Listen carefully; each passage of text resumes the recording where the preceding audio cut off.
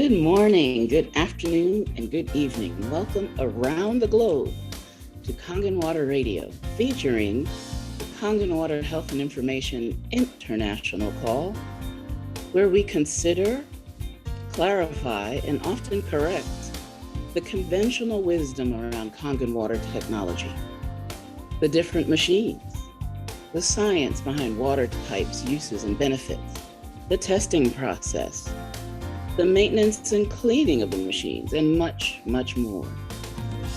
We also explore a plethora of other topics as we teach, promote, and discuss the three-pronged approach to health and wellness: hydration, detoxification, and complete macro and micronutrition. I'm family physician, now retired, Dr. Lisa Battle Singletary, your virtual keto coach, and I will be joined by my co-host and fearless leader, Mr. Terrence Hope, Magic 6A distributor extraordinaire. And together, we bring you the best of both worlds. Wow, this is call number 371. Amazing, amazing, amazing. And it is Wednesday, October the 6th. So this year, we're in fall now. It's no question. The temperatures are telling us, the calendar is telling us, and the finger of the whiff of cinnamon and nutmeg and turmeric in the air is telling us we are in the fall season. And today, I have a very exciting topic. We've been very concerned on this call with increasing the health span, not just the lifespan, right? You can live long and in pain, or you can live long and sick, or not have dignity, or, you can live a long time in a place you don't want to be. And you can have your choices taken away as far as where you get to end your days and how. So we want to make sure that we have choices and we can be proactive about increasing our health span. And so one of the things we do from time to time is we look around the globe to the healthiest and most long-living peoples in the world. And they've been studied, there have been studies about this, for decades. And there are several areas around the globe that have been designated blue zones. And these are areas where the peoples are very long living and very healthy in their long years. In fact, there was a movie made about it, there was a book written, Lost Horizons, about one of the places, Shangri-La, a movie later on. So what is the deal with these blue zones? So I'm gonna bring a little bit of research today. And since there's so much in the mythology, there's so much lore, today I'm pretty much sticking to PubMed articles, so research articles, and not just research articles, but review articles. So I found 3 review articles on PubMed from the last 5 years concerning blue zones, and Healthline did not disappoint. I have a great article, a great practical article for us from healthline.com a little later, and then we'll bring the illustrious Mr. Hope to the call. Okay, so let's start with some of my research from the blue zones. And hopefully you can see my screen being shared. Let's start with I think this is my favorite article, and it was the first article that I read. And this article, I'm so happy to say, is available as a full free PDF download. And I did download the whole thing. So if we want to look at some of the pictures a little bit later, maybe I'll pull up the download because it's easier to see from the downloaded PDF than from the online article. So, but this is just the abstract. It's on PubMed.gov. And look at the title. Inflammation, not cholesterol, is a cause of chronic disease. You know what I want to say right now? Ding, ding, ding, ding, ding, ding, ding, ding, ding. Okay. So let's get, the article says it, I mean, the abstract says it all. So I'm not gonna pre-speak. I'm just gonna read quickly through this abstract. And like I said, we can delve into the actual PDF a little later if time permits or if interest is so generated. But here's the abstract. Since the 7-country study, dietary cholesterol and the levels of serum cholesterol in relationship to the development of chronic diseases has been somewhat demonized. Now, let me take a little aside. They say it's from the 7-country study. Actually, there may be another explanation as to why cholesterol has been demonized and the origins of that story. We've discussed it on this call from time to time, but I want to really dig into the turnaround. So here's the key word. However, the principles of the Mediterranean diet and relevant data linked to the examples of people living in the 5 blue zones demonstrate that the key to longevity and the prevention of chronic disease development is not the reduction of dietary or serum cholesterol, but the control of systemic inflammation. Do we need to read that again? I think so. So the key to longevity, got it? The key, and the prevention of chronic disease development is not reducing dietary or even serum cholesterol. So that number that you get from the lab, not quite so important, or the cutoffs that we artificially apply, not quite so important. But here's the key to longevity: the control of systemic inflammation. In this review, we present all the relevant data that supports the view that it is inflammation induced by several factors, such as platelet activating factor. Now, what are your platelets? They're little bits of cytoplasm packed with enzymes that are pinched off of a huge bone marrow cell called the megakaryocyte. Mega meaning big, karyocyte. And so it's a huge, big cell.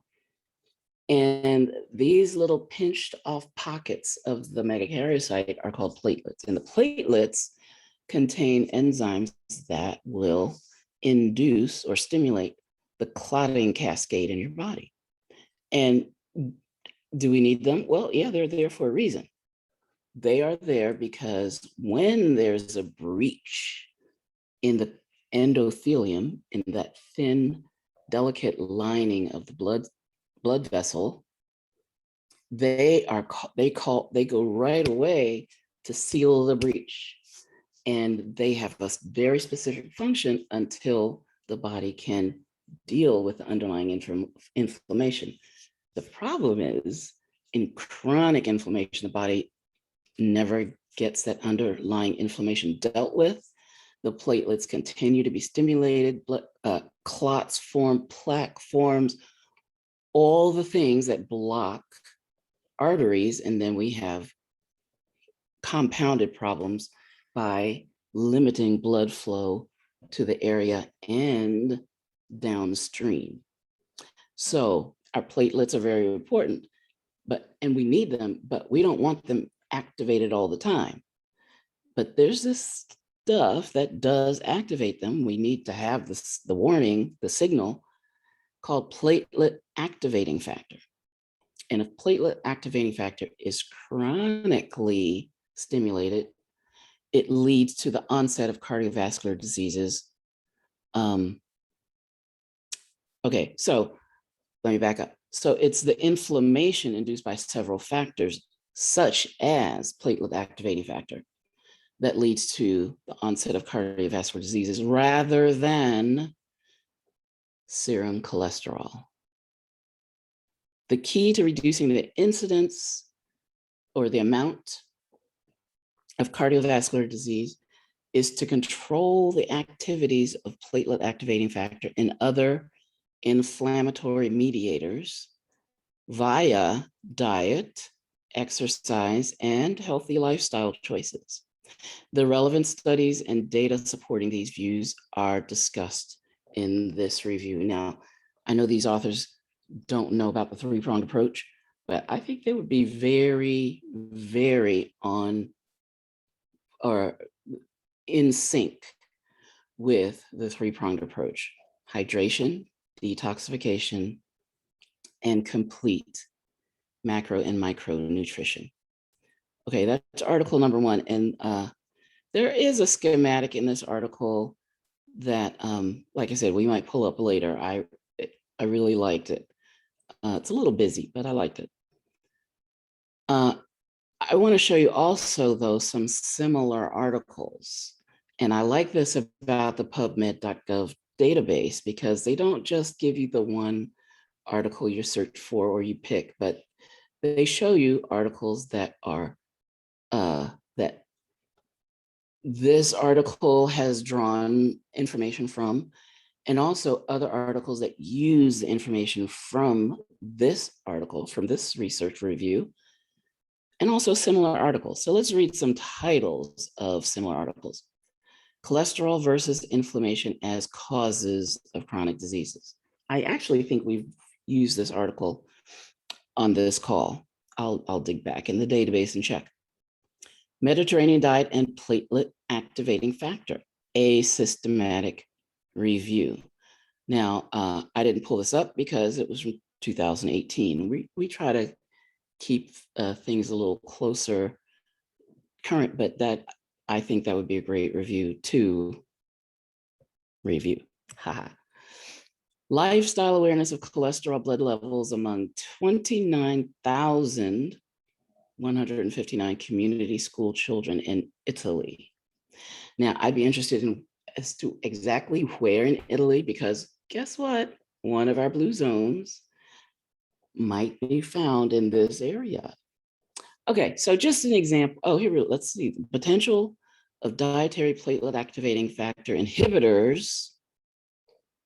So the platelet activating factor was the necessary guy for short acute bursts of action, but chronically, we want to inhibit it, right?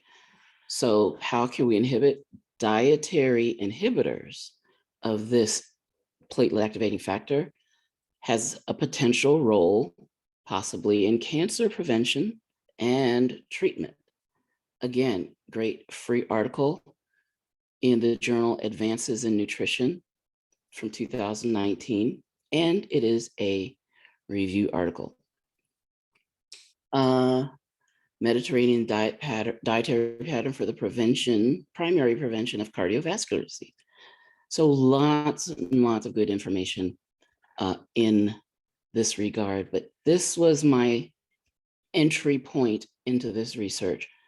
I searched in PubMed, PubMed.gov, the terms blue zones, and then I add the word review because I wanted to see the reviews, not just individual articles. Okay, second review article And again, I love it when they give us the full access to the full text.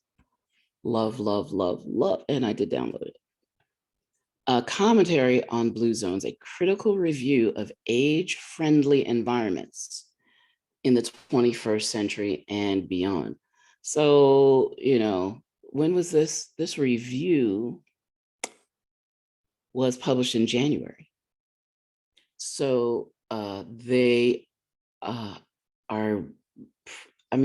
pretty up to date. The articles, of course, they had to review the articles. The articles were from time before January, but definitely their conclusions will be current. Here's the abstract. This paper explores the intersection of the World Health Organization's concept of age-friendly communities and the blue zones. And they made checklists of how the WHO framework and how the blue zone information compare and intersect.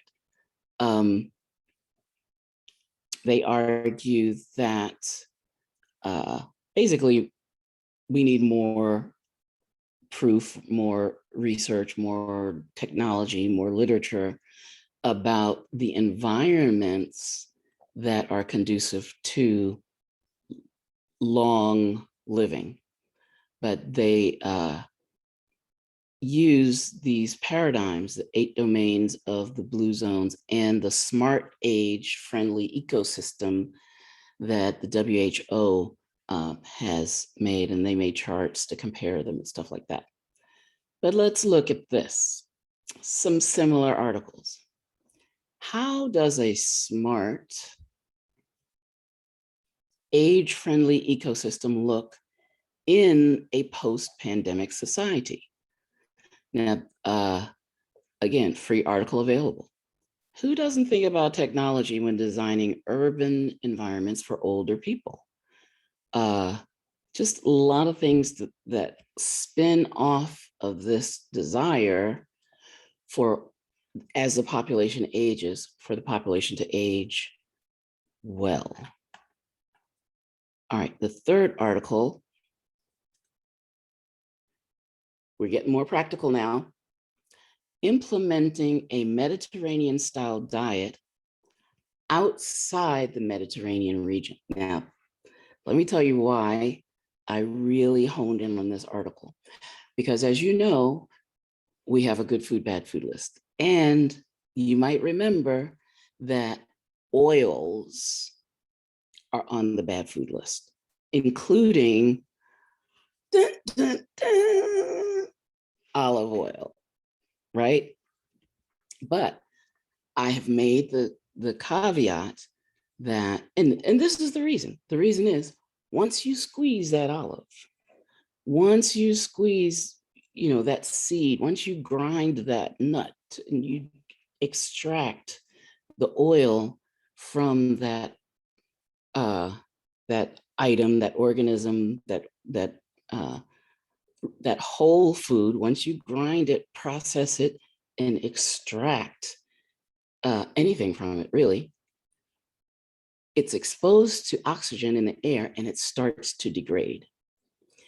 Now, if it were just the fact that if your oil sits on the counter too long, it starts to smell funny. They call it, the word for that is rancid. It starts to smell rancid and, just doesn't taste as good. If that were the only problem, have your own way, do your thing. The problem is that exposure to oxygen causes chemical reactions such as oxidation. And those oxidative products cause aging, cause cancer, cause chronic inflammation, cause oxidative stress in our bodies. And there is a price to pay for long-term use of these chemicals, right? They're not just plant products. Now technically they were chemicals from the plants, but now they are really things that the plant was not designed to produce, right? You're supposed to eat the olive or, chew the nuts and swallow them, and your body deals with the breaking down part. That's metabolism. But all this processing pre-metabolizes these things in an environment that it wasn't designed to be exposed to. So great. If you can find oils that are processed in a non-oxygen environment, great. And I say that's not really, I haven't heard of one, but the same thing applies to fish oil and oil based supplements. If they're not processed in a nitrogen rich, oxygen free environment, then as soon as they extract that oil from the salmon or the krill or the, wherever even if you're getting it from flax seed or borage or whether the source is a plant, a fish, if the environment, if the factory where they're making those capsules is not oxygen free, then they are sitting on the shelf and breaking down into products that will actually promote inflammation, cancer, chronic disease in your body. So if you got an olive tree in your backyard, olive oil is the best. If your bottle of olive oil has an air gap, which means oxygen it's exposed to oxygen, and it's been sitting on it's been traveling, we don't know how long, it's been sitting in the warehouse, we don't know how long, been sitting on the store shelf, we don't know how long, be wary. All right. Okay. And you know what? I can remember years ago getting oil and it would last, right, a long time. This is before I knew what was going on with oil, but it would smell so good and be so fresh and last for such a long time. But these days, many times I have purchased oils and cracked the seal on the bottle, and I can smell the rancidity, I guess that's a word, before I even use it. And I tried. Okay, maybe avocado oil, maybe this kind of oil, maybe. I could smell as soon as I cracked the lid, it's like, oh, it's been on the shelf too long. Put on the screw the top back on and toss it. I will say I have found that of the oils, the most stable shelf life I have found is coconut oil. But even, the same rules apply. It's just that it seems to be a little more stable. So if you got to have an oil, use coconut oil. But what do we cook with? Butter, right? Nice, the freshest, most organic ingredients that you can find. All right, well, we've got our own fresh organic ingredient on the call to keep us informed, to keep us aware, to keep us up to date on all things Kangen water, the leader of Kangen Water Nation, the fearless, persistent, consistent Mr. Terrence Hope, a Magic 6A distributor extraordinaire. Mr. Hope, are you with us? Dun, da, da, da. Yes, I am. Dun, dun, dun. And glad to be here, as you all get to always see me somewhere in a living room near you, USA, right? UK, Dubai, India. And so we're glad in the world. We're in the world, an undisclosed secret location, underground bunker, right? With That's sunshine right. coming through. So technology. So, that's right. We've got the technology. We can't. They did it with mirrors in some of those shows, right? Sure did. Sure did. you know. And once again, of course, Dr. Singletary, I appreciate you in the presentations that you bring. And of course, for those who are new on the call, we are here on the Kangen Water Health and Information Call with Dr. Lisa Singletary and Terrence Hope, that would be me. And we're glad to bring you information about Kangen water machines, how the machines work, how the water works, how to use it properly, and to understand all aspects of your health.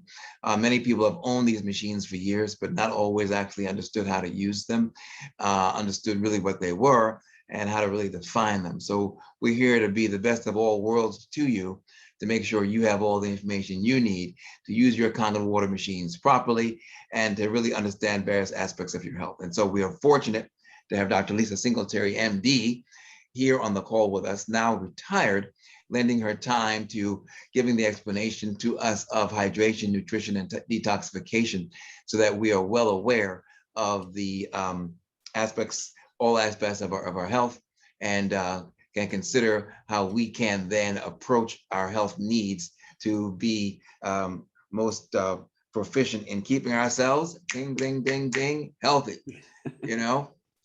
So Dr. Singletary, I appreciate your words of wisdom today. How do we say, blue zones, yes, and longevity. And as Dr. Singletary talks about different parts of the world, it reminds me of a conversation I had just yesterday with a dear friend. Inflammation, as she's highlighted in her presentation, some of the very cores of health problems today. The body is self-healing. If we have proper nutrition and we have proper detoxification and hydration, our body is going to do what it's designed to do, and that is to stay healthy and maintain its health. As I often point out when I go over my PowerPoint presentation, that the animals in the wild are not suffering from the same degrees of chronic illnesses that humans are. You're not seeing this plethora of diabetes and high blood pressure and kidney failure and cancers and chronic pain and the like. But you're seeing it in the human population. But then the animal population is eating the foods that their body is designed to eat. I'm really glad we have this forum, because it's the opportunity we have to really talk openly about health and how your body stays healthy. Yeah. So the animals in the wild are eating what they're supposed to be eating. Nutrition is based upon produce, protein, and what water they have access to. Yeah. Now, as Dr. Singletary highlighted today, the blue zones around the world, where people are known to live longer than other parts of the world. Japan, where these Kangen water machines come from, is known as one of the longest period of living for their inhabitants. What do they call them? Centenarians, right, Dr. Centenarian? And those people are known to live on average 100 years or better. And that is that is, encompassed in Japan. So what happens to some of these other blue zones that Dr. Singletary talked about? You'll see it very often in the Asian countries. Dr. Singletary, I think you noted some other countries, and maybe you can chime in. I heard you mention Italy, or I'm not sure where else. Again, everything coming back to my mind. But in these countries, what is the common denominator? In Asia, their diet is mostly what? Proteins and produce, right? They're not very big on breads. The junk food that the Americans and other countries have been inundated with has not been a staple in their countries. So you don't see them when in their country doing a lot of these excess snacking on junk, right? As I recall, a documentary on heart disease and other cancers and other types of diseases was telling, they talked about the migration of the fast food industry from the United States into Asia. And as you saw that migration, you saw an increase in all the diseases that were so prevalent in the United States, right? And so why is that? Well, they're changing off, enjoying another culture, but the American culture is, the American food culture is not a healthy one, yeah? So, you join that culture, you end up with its problems. And so these are the kind of things that we see. So yesterday I was in a conversation with someone and we were talking about knowing how to keep yourself healthy, yeah? And we have been, I'll be gentle, inundated with information from our medical industry that has told us from the beginning that there needs to be a search for and the acquisition of a cure. A person has a health issue. We say we're going to try to find a cure for that. So I'm going to put a learning curve on here. I'm going to make a different definition of what we need to be healthy. That's what I mean by that. So we've been told to find the cure, right? There's a march to find the cure. There's the come to donate to find the cure. There's to do the research to find the cure, right? It's a big mistake. That's right. I'll go out on a limb with that. It's a big mistake. Why would I say that? Yeah, I would say that because when we get relegated to the concept that there is a pill that we need to take in order to be healthy, that there is this one particular thing, if we just process something together and hand it to you, that you can be, it moves you away from the true understanding of your health. Your body is self-healing, right? You can go for the cure, which could be put in the form of a pill. You say, well, take this or press this button and everything will be well. Or you can get to the core of the things and change your lifestyles, food habits that have been imposed upon you by advertisers. Yeah. So there's not per se a need for, well, let me find the cure. Even in natural approaches to your health, many of us on the call may recall hearing about different things over the years. Well, did you hear about the noni juice? Did you hear about the black garlic? Did you hear about the this particular herb? Did you hear about that? See, the concept in our mind is still the same thing. Finding the cure. And where'd that come from? It came from our medical industry that said that something had to be found to deal with XYZ. Well, what is the core of the health problems? Dr. Singletary talked today about inflammation. You're talking about high toxicity that causes inflammation. You're talking about nutrition deficiencies where the body doesn't have what it needs to fuel itself. If either of those two elements are missing, your body doesn't have what it needs. It can't be healthy. If the fact that the body becomes too toxic, there becomes a pH imbalance, and therefore you can't be healthy, right? So what do you get back to? Uh-oh, that's right, I'm about to do it. Hold on to your horses, here we go. And it's, whoops, where are we? There we are. And as much as you may have seen these slides before, I enjoy showing them again and again because it's a reiteration, it's a reinforcement of the information we need to know. We have been inundated with bad information since we were born. It might take some time to ingrain in us what it is to be that's best for our health, and to pass that on to others so they can as well be aware and learn it on the subjects. Look at the animals in the wild, yeah? They're eating, like I said before, what they're designed to eat, right? But if they are if you take them in as a pet and feed them pet food, well, guess what pet food really is? That's right, processed foods, right? Something other than what would come from nature, aspects of it that can be toxic, aspects of it that can cause inflammation on the digestive tract, disabling the body to absorb nutrition, yeah? There's a reason why cats and dogs in their care of humans end up with health problems, yeah? So I always give the same slides, reminding us that from the surface of the skin down to the depths of the bones, that the body is self-healing as long as we have proper nutrition, hydration, and detoxification. And the the aspect of what Dr. Singletary talks about. So where you have a greater incidence of longevity, you have a food culture that is greater in nutrition and lesser in toxicity. And being greater in nutrition will necessarily lend itself to be lesser in toxicity, because these junk foods actually create the toxicity in the digestive tract that leads to the inflammation that becomes chronic illnesses. It's very simplistic. So I think Dr. Singletary, my long, longevity, I guess, explanation here today, she really has inspired me in her conversation to talk more on the subject of, proper health, nutrition, and detoxification. Of course, we look at the Kangen water machines. Hey, buddy, come on up. We look at the Kangen water machines, and we understand what they are better.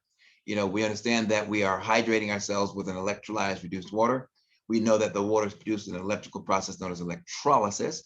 We know that the electricity in the process of our machines will bring about an antioxidant water that allows the body to remove toxicity more successfully. We've heard again and again that you are hitting water with electricity. We're restructuring the water molecules in this way that are producing antioxidant ions and molecular structures that then allow our body to remove toxicity. We know we're looking for a negative charge in our water on our oxidative reduction potential meters that let us know that the product we have is antioxidant, like Kangen water, green tea, and vitamin C, and to watch out for toxicity that comes from things like carbonated beverages like soda, tap water, and other types of bottled waters that can be damaging to the body. We have to detox. The body's proper hydration and type of water we have will lead to more efficient removal of toxins that allows the body to stay at pH balance. So we know many of these things, yes? It was important for us to be aware that the body has to balance itself in pH internally. To get away from the conversation of alkalinity was vital, because we were told that the body was alkaline, to drink alkaline waters, to drink alkaline foods, eat alkaline foods, and that we'd be healthy, thinking, what is that saying? The kind of pH of the food you take in is responsible for your body's balance. It's not the case at all. You can eat apples and oranges and lemons and limes and grapefruits and pineapples. Some of them are acidic, some of them are alkaline. Doesn't matter. Your body will take in the energy and use that energy in its self-maintaining ability to keep the variation of pH ranges throughout the body where they need to be. So your body's not alkaline. Your body has acidic chambers that are healthy and alkaline chambers that are healthy. And with the proper nutritious intake, it has the ability to maintain the proper pH in all the organs that keep you healthy. Remember, the stomach is acidic, while the heart is alkaline, or the digestive system is acidic, while the lungs may be more alkaline, while the urine can go from acidic to alkaline depending on the stage of digestion.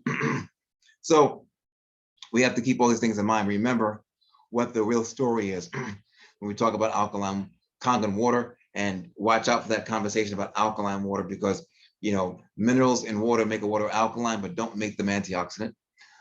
You have to use electricity or some form of energy that restructures water molecules that produce antioxidant ions that allow your water to be detoxing to yourself, to your internal organs. So watch out for those conversations about alkalinity, where people think that alkaline waters in the store are beneficial because they're alkaline. No, Kangen water is called alkaline water because there's an element of it that has alkaline molecules, but the process that reaches that makes it antioxidant through electricity. Not the case in minerals.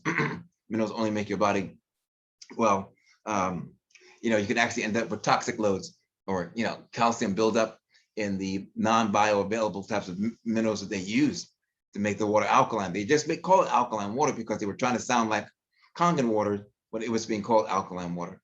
But there's more than one way to make a water alkaline, and not all of them lead to healthy benefits. So don't drink alkaline water in the store. It is not beneficial. It can lead to calcium buildup, which can lead to pH imbalances. You want to stay balanced, eat like you would in nature, have what you need to have. Yeah.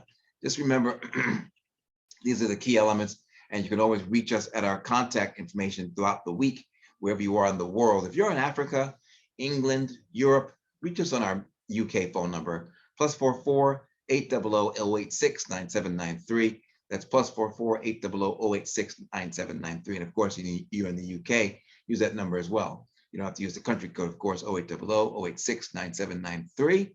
The United States, 866 526 4368. That's 866 526 4368. We're happy to answer your questions and help you with your machine purchases and machine use.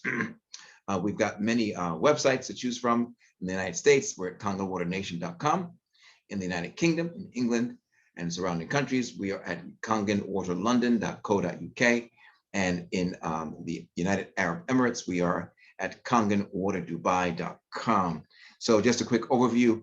Thank to Dr. Singletary for the subject matter she brought up today, and certainly allow us to go into our Q&A right now, that those who are here in the worldwide can come on board and ask us some questions, because there's much to know, much to remember, and much to go over.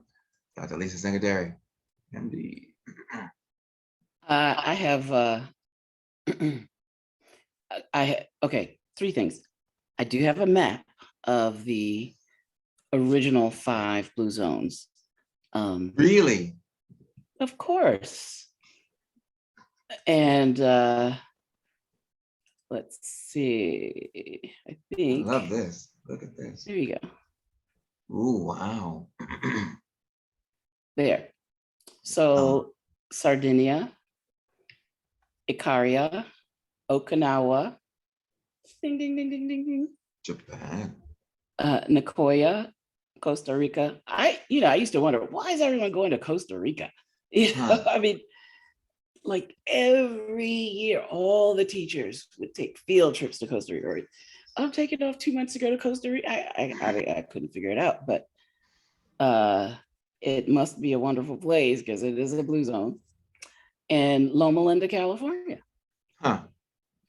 But I have a question, or I would like to get your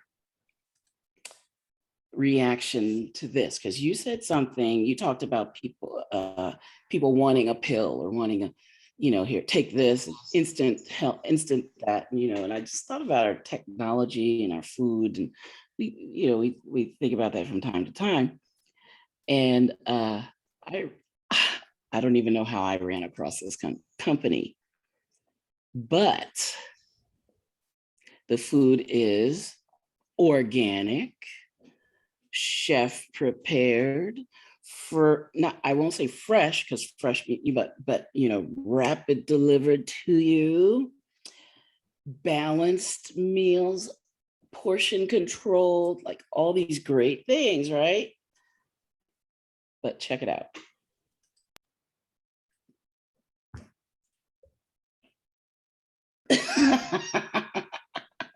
They look like chocolates. The company's called Square Eats, and each square is 50 grams of whatever food it is. And the food is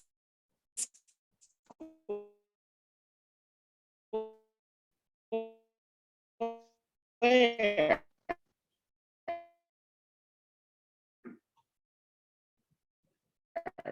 And look at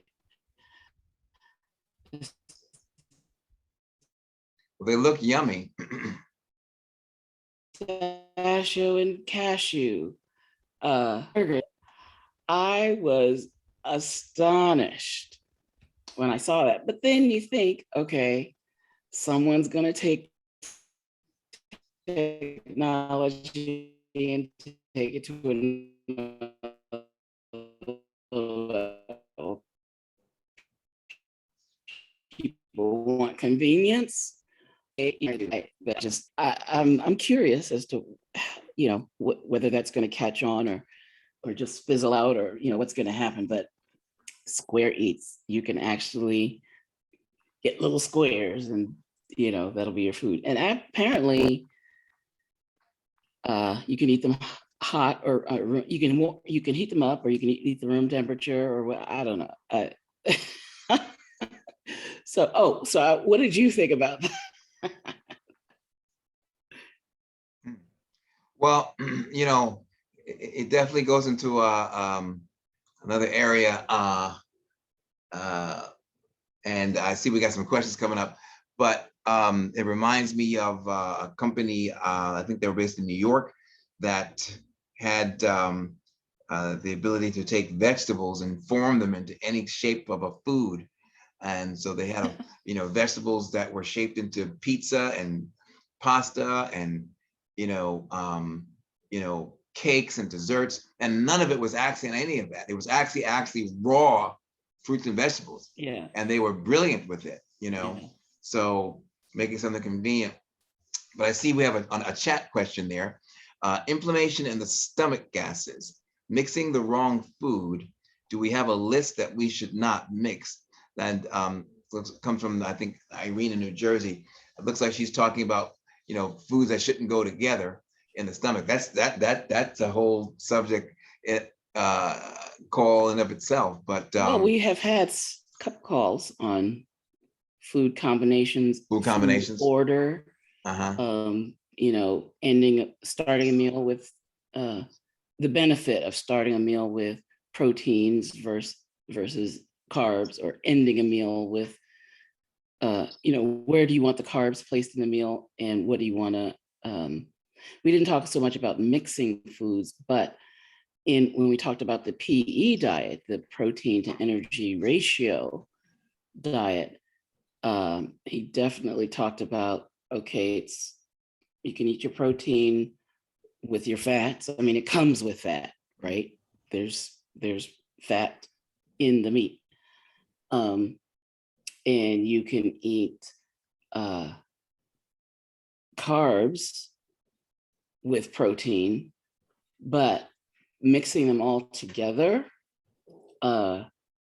depending on your choices, I think depending on gluten primarily, can get you into trouble. But yeah, I will look back. I will dig back and look at the calls that we did and give you those numbers. Yeah. And I think instinctively, we have a sense, in our mature minds at least, of what not to mix together. Sometimes children will get together and tell you they want something, and they'll mix this and this and this and this, and like, oh my God, what in the world is that? A banana on a chocolate chip cookie with, raisinets and dipped in, whatever. No, that's not breakfast. What is that, child? Like the average person won't put together something like a pizza and pineapples and I don't know, milk chocolate, or there are certain things that just go, oh my God, that doesn't work. and maybe that is instinctively like knowing that certain things that should not be combined at the same time coming into your system, like yuck, So, but that yuck is maybe like, you're absolutely right, Irene. Grains fermenting, like as far as the good food, bad food list, as an example, we recommend, it's not necessarily, I don't think it's on the list, but Dr. Wallach talks about, just making lifestyle choices in the options that we have and comparing the American diet and the Oriental diet, that when you look at beer and other, grains, that the beer can be made from wheat, barley, rye, or oats, or the beer, liqueur, grains, alcoholic beverages can be made from wheat, barley, rye, and oats. But in Japan, in the Orient, their beer is made from rice. And that makes a difference what the root substance was before the fermentation, before the processing. So fascinating. Vernita says, if the nutrition is there, it's great. Talking about the square foods. So yeah, Square food is easy when traveling. Yep, the problem with a lot of people is stuffing themselves, and they've lost the ability to feel full. Now, that is such an important concept because Mm, our bodies are craving nutrition, mm, right? mm, And not just it's not just that we want to feel full, but our microbiome, which is trillions of cells, each one of those cells wants their stuff, mm, and they make neurotransmitters that mm, affect our brains. mm, And if they're not getting what they need, they drive us mm. to eat Find and it. eat and eat and Right. find the nutrition. So thank you, Vernita, for that comment. And I'm not going to stick you just with the square eats, okay? But I do have from healthline.com, my second go-to after pubmed.gov is Blue Zone diets, the 5 regional diets that may boost your lifespan. So it talks about the Okinawa diet, the Sardinia diet, Ikaria, Nicoya, and the Seventh Day Adventist diet. If you scroll down, gives you a little, just a little blurb about the blue zones, but it gives you examples of what those diets are characterized by: foods to eat, foods to avoid. So I will include this in the call resources. And this is like a green, the traffic light: foods to eat, eat occasionally, foods to avoid. That is Sardinia. So that's like the Mediterranean, right? Icaria, um, avoid processed foods, processed meat. Definitely processed foods are on the bad food Mm. lists. Nicoya. So you'll see similarities, right? Does that surprise us? No. And the Seventh Day Adventist diet: foods to eat, eat occasionally, foods to avoid.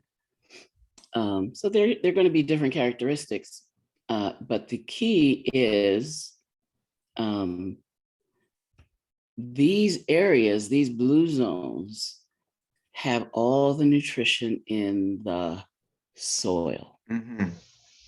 Okay. So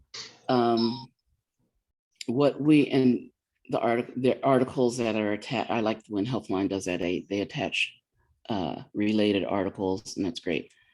But there's certain areas, and actually they have added blue zones that, like, you'll see lists of 7 blue zones, or even lists of a greater number of blue zones. When a volcano erupts, for instance, it creates a blue zone The because mineral it's riches realizing. mineralizing the soil in Hmm. the area.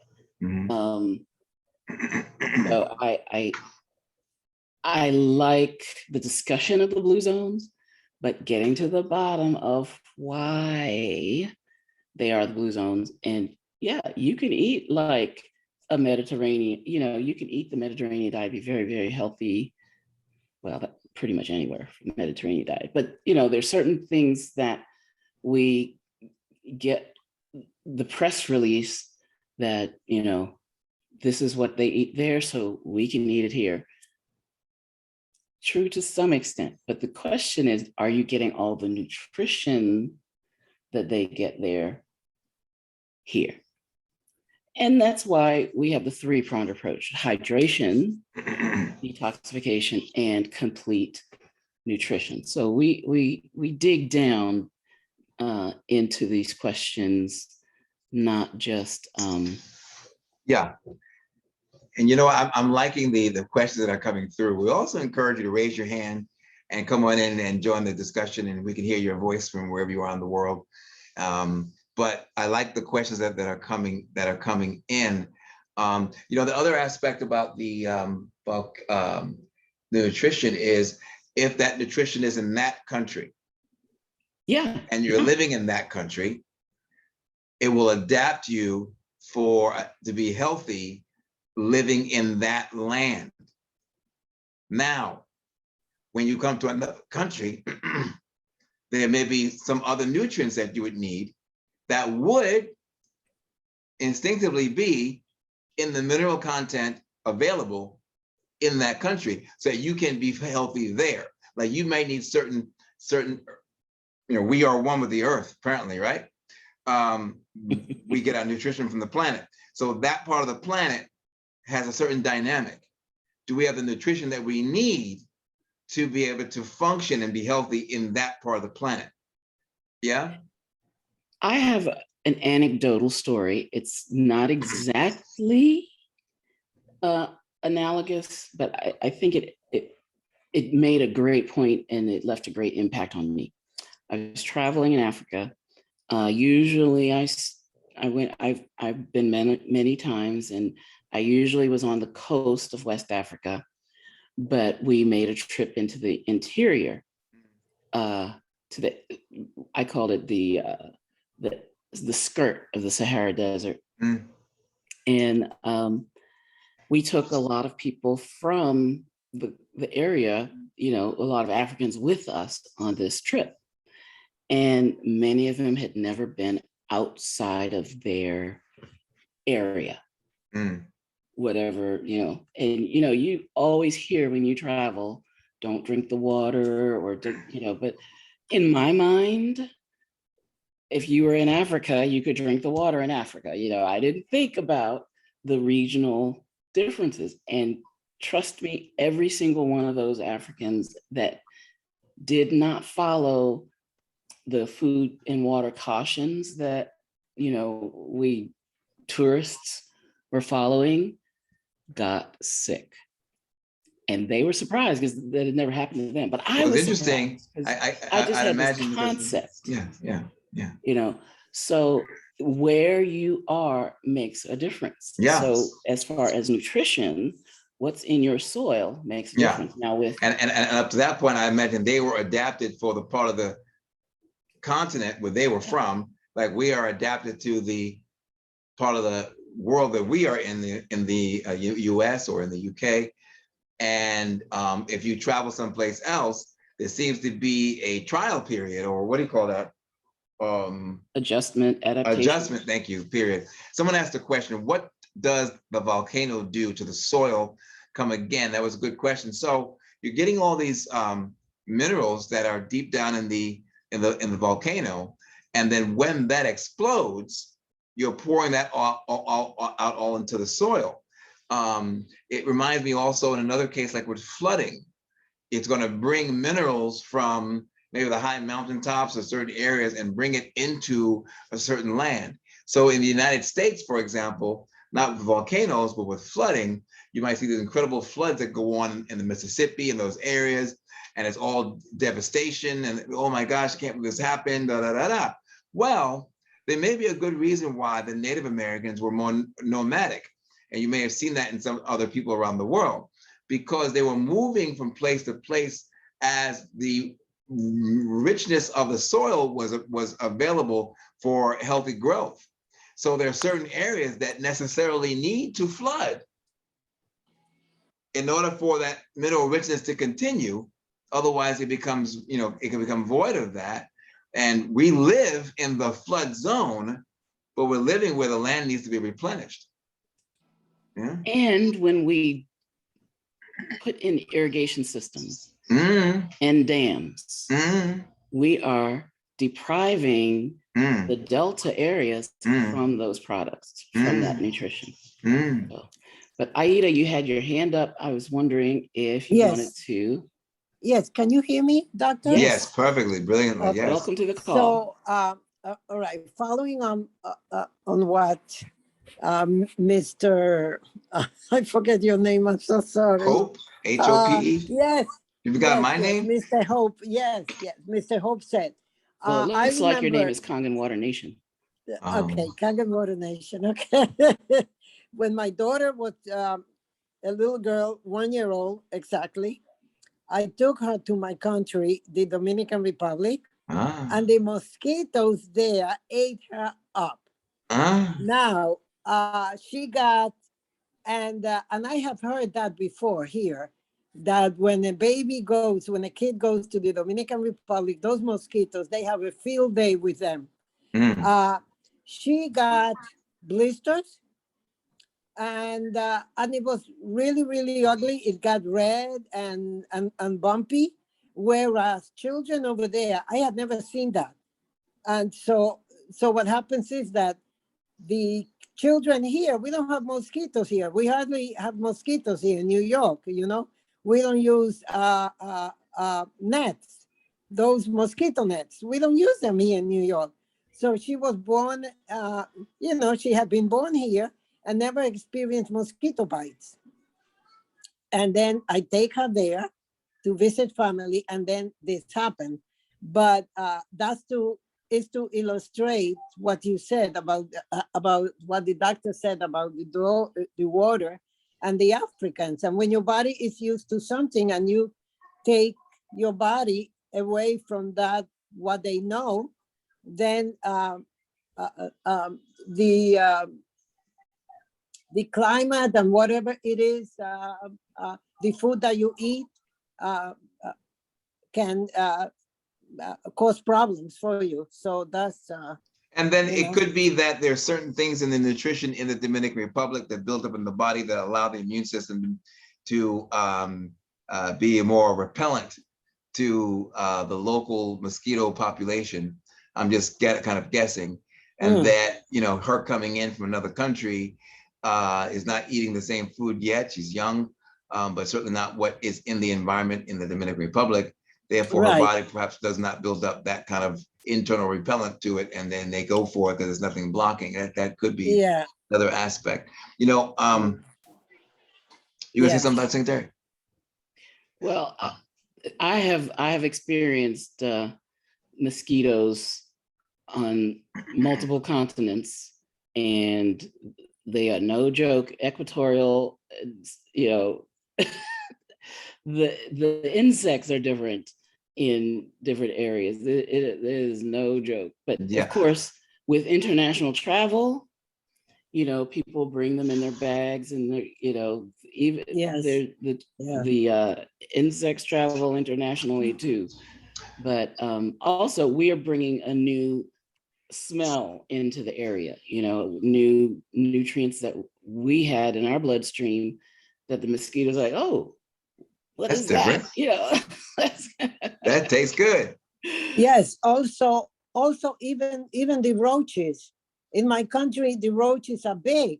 They are like the big water bugs that we don't see here very often. So you know, for that. We see them somewhere else, but not in our homes.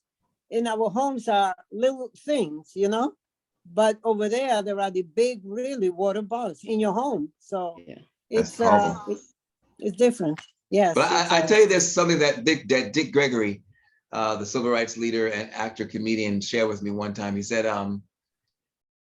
to me something that seemed to be, you know, ring true. And he said that, you know, different people in the world come from different parts of the world where the sun has a different intensity.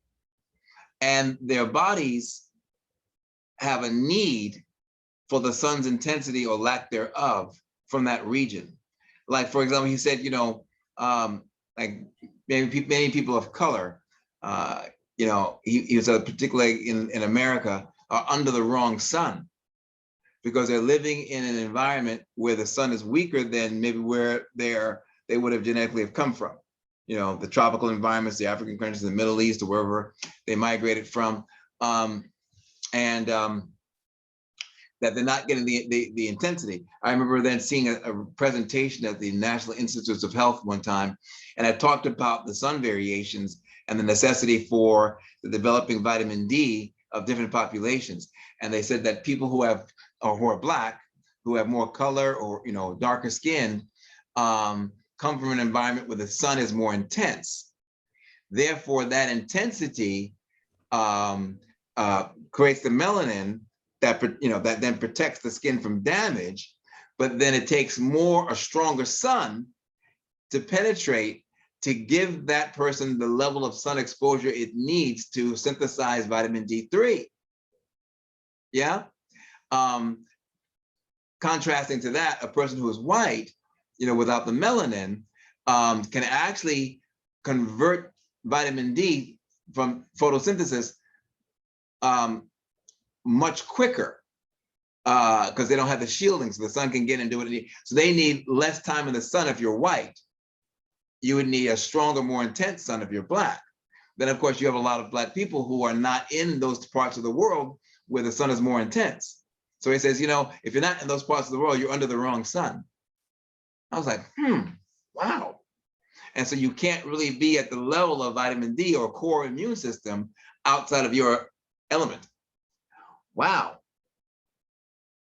And here we are living in winter environments. Yeah. Well, I was surprised when I first in clinical practice, and thank you so much, Aida. That's both questions, both your question and comment were great. When I was very surprised by the number of Black people that had osteoporosis that I was dealing with. And, someone on the call talked about bone density, and,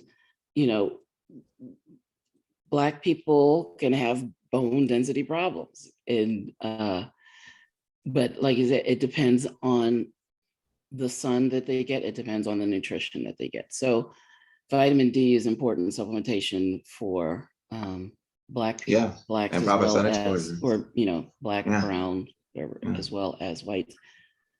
And Not only because of the soil, but because of the sun and because of the melanin, because melanin is like an umbrella inside your cell.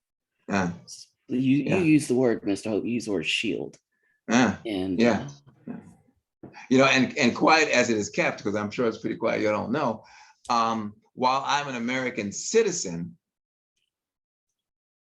and I'm born in the United States, as are my parents, I'm genetically pure-blooded Caribbean, because all of my grandparents are actually from the Caribbean, who migrated to the United States. They met each other here and had children. Those children became my parents.